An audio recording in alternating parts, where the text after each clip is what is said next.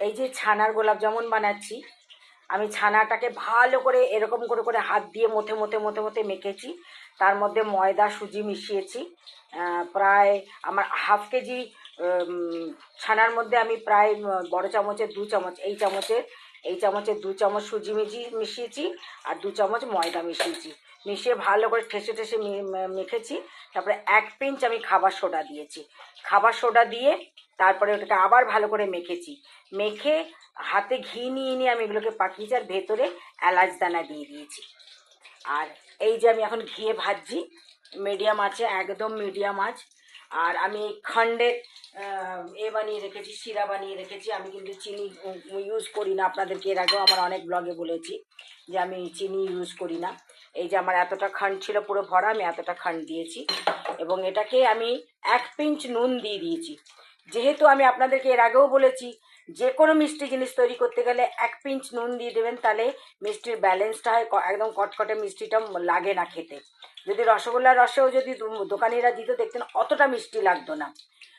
আর একটা কথা, আমরা আমি যে মিষ্টি ফিষ্টি বানাই, অনেকেই বলে যে কোত্থেকে শিখেছো বা কী শিখেছো। অ্যাকচুয়ালি কী হয়, আমরা যখন এয়ারফোর্সে ছিলাম তখন আমাদের এয়ারফোর্স ইউনিটগুলো তো সিটি থেকে অনেক দূরে দূরে হয়। আর তো আমার যখন বিয়ে হয়েছে 1984-এ বিয়ে হয়েছে আমার, তো তার মানে তখন যানবাহন ব্যবস্থাও এত ভালো ছিল না। একটা দুটো বাস চলতো, আমাদের গেট থেকে হয়তো পাওয়া যেত, মানে বিভিন্ন যেখানে যেখানে যেখানে গেছি আমি। তো আমাদের যাতায়াত ব্যবস্থা তখন হয় সাইকেল, নয় স্কুটার, বা যাদের কাছে গাড়ি। তো গাড়ি তো একমাত্র বড় অফিসারদের ছাড়া বাকি সবার কাছে গাড়ি তখন ছিলও না। তো আমরা করতাম কি, ঘরেই সব কিছু বানাতাম।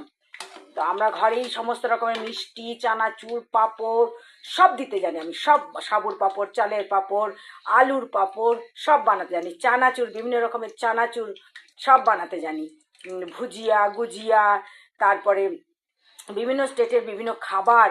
আমরা যেহেতু সব স্টেটের লোকরা আমরা একসাথে থাকতাম, সেই জন্য আমরা একজন আরেকজনের কাছ থেকে খাবার আমরা খুব বানানো শিখে গেছি। সব রকমের খাবার মোটামুটি আমি বানাতে পারি। আর আমার ছেলে মেয়েও তখন ছোট, তাদেরও মিষ্টি খেতে ইচ্ছা করে, তারা তো ছোট, কোত্থেকে পাবে রসগোল্লাও। আর বাইরের রসগোল্লা বাংলার মতো রসগোল্লা পাওয়া যায় না। তো যার জন্য আমি বেশিরভাগ এই গোলাপ জামুনটাই বানাতাম, বা কখনো কখনো ছানা করে রসগোল্লা বানাতাম। তবে সেরকম একটা আমার ভালো তখন রসগোল্লা হতো না। আর তখন ইউটিউবও ছিল না যে ইউটিউব থেকে দেখে শিখে নেবো। আর আমরা বেশিরভাগ গিটসের প্যাকেটটা কিনতাম, ক্যান্টিনে পাওয়া যায় গিটসের রেডিমেড পাউডার পাওয়া যায় গোলাপ জামুনের জন্য, আমি সেটা দিয়ে বানাতাম। তো সেই একই পদ্ধতি গিটসের প্যাকেটটাও দুধ দিয়ে ভালো করে ঠেসে মাখতে হয়, এবং এরকমই মিডিয়াম আঁচে ভাজতে হয়। রিফাইন্ড তেল বা ঘি, আমি আজকে ঘিয়ে ভাজছি যেহেতু আমার নাতির অর্ডার।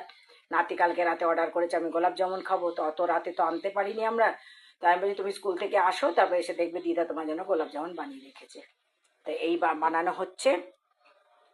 সরি আমি আগেরটা দেখাতে পারিনি, আগের আমি ছানা মাখাটা দেখাতে পারিনি। আর একা একাই তো সব ভিডিও করি আমি, যার জন্য আমি মাখা দেখাতে পারিনি পুরোটা। আপনারা আমি বারে বারে বলছি ভালো করে হাতে আগে ছানাটাকে ঠেসে মাখবেন। দেখবেন ছানাটা যখন নরম হয়ে যাবে, তারপর সেটার মধ্যে ময়দা এবং সুজি, বেশি ময়দা মেশাবেন না, তাহলে কিন্তু শক্ত হয়ে যাবে। ময়দা এবং সুজি দুটো মিশিয়ে 10 মিনিট রেখে দেবে, কারণ সুজিটা ফোলে। তারপরে পিঞ্চ অফ সোডা দিয়ে সেটাকে আবার ভালো করে মাখবেন। মেখে তারপরে আর গোলাগুলো যেন কোনো ফাটা ফাটা না থাকে, তাহলে কিন্তু তেলে দিলে ফেটে যাবে, তেলে বা ঘিয়ে দিলে ফেটে যাবে। তা আমার ভাজা হোক, আমি দেখাচ্ছি। ভাজতে অনেক সময় লাগে, একটু ধৈর্য ধরে ভাজতে হয়।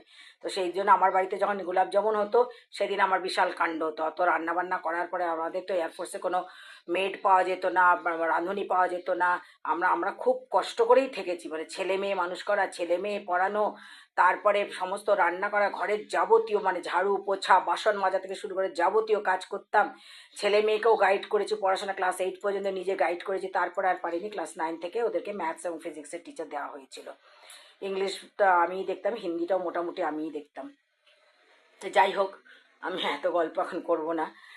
তো আমরা সেই সব শিখেছি, মোটামুটি সব জানি।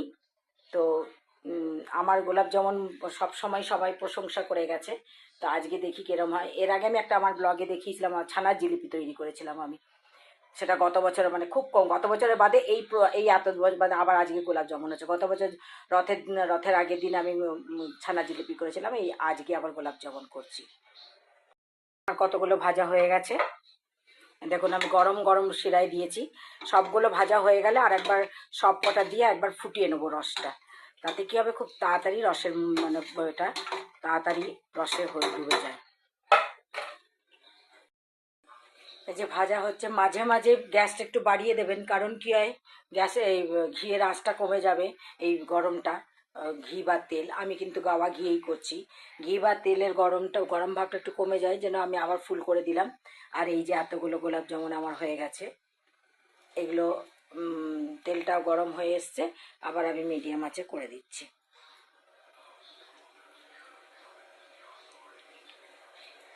ব্যাস এই কটা ভাজা হলে আমি আপনাদেরকে দেখাচ্ছি ফাইনাল করে। একদম একটু কালচে টাইপের করে ভাজবেন, কারণ যেই এটা রসে ফেলবেন না, তখন এটা কিন্তু মানে গোলাপ জামুনের রঙটা নিয়ে নেবে। যতই কালচে করে ভাজুন, যখনই রসে ফেলবেন তখনই গোলাপ জামুনের রঙটা নিয়ে নেবে। এই যে আমার ভাজা শেষ, গোলাপ জামুন এরকম রসে ফেলে দিয়েছি। গরম গরম গোলাপ জামুনের রস তো ঢুকে গেছে মোটামুটি, এতটা ঘি এখনও বেঁচে গেছে। একটুখানি কেটে দেখাচ্ছি আপনাদেরকে, দেখুন